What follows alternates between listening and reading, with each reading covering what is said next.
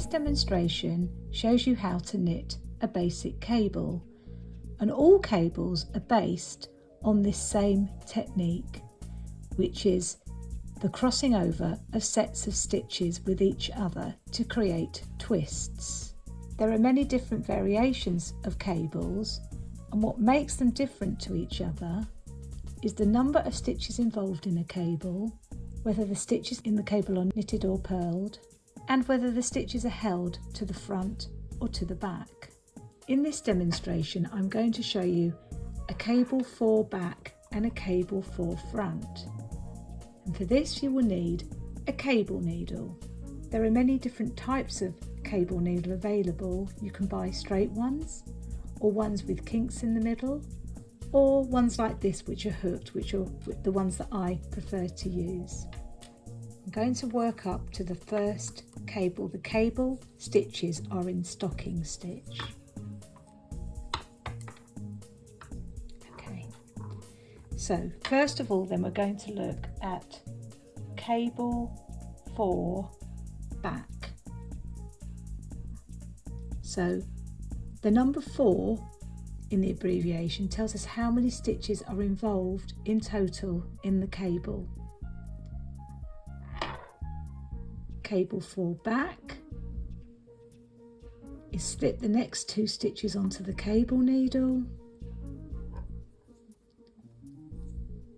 hold the cable needle at the back of the work, knit the next 2 stitches off the left hand needle,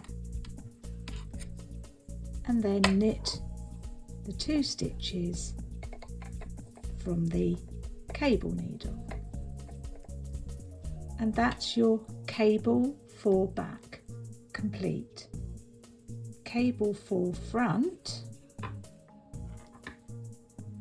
is worked by slipping the 2 stitches onto the cable needle and holding it at the front of the work. You then knit the next 2 stitches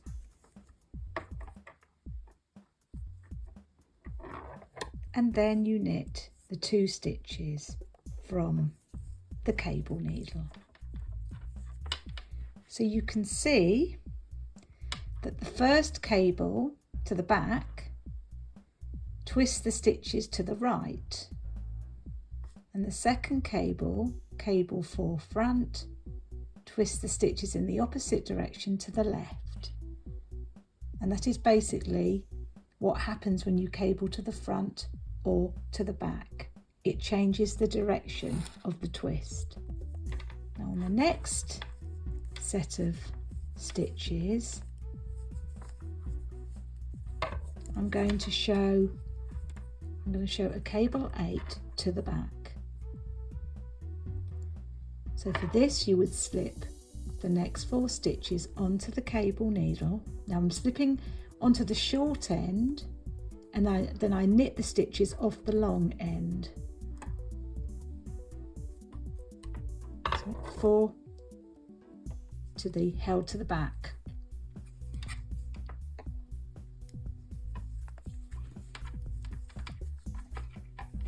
You then knit the next 4 stitches off the left hand needle,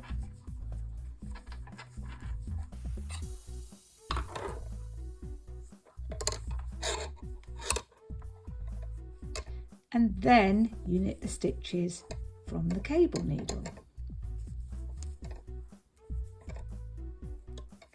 Now the greater number of stitches that are involved in the cable, the bigger twist, the more chunkier the twist is. That's cable 8 back.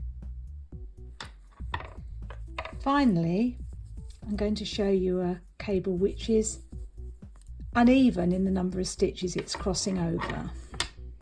So this is another type of cable you might come across, and I'm going to cross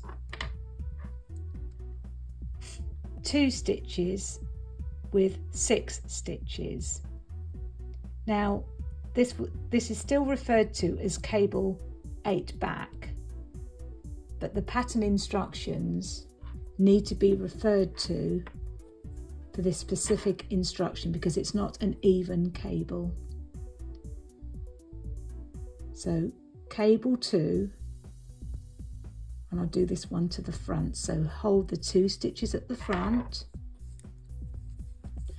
knit 6 stitches from the left hand needle,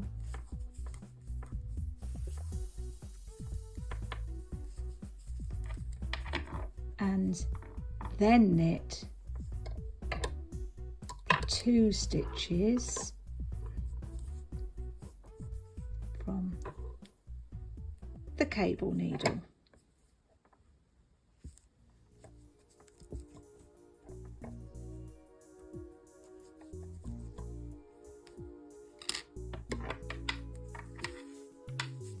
Okay, so you can see there the cable 8 to the back, because it's 6 crossed with 2, gives a slightly different look.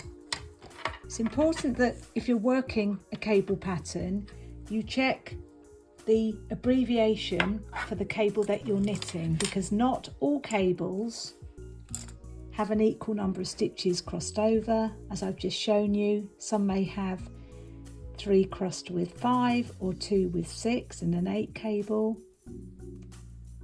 Others are equal, they cross the same number of stitches, and then you've got your cables to the front and to the back, all creating a wonderful variation of cable patterns.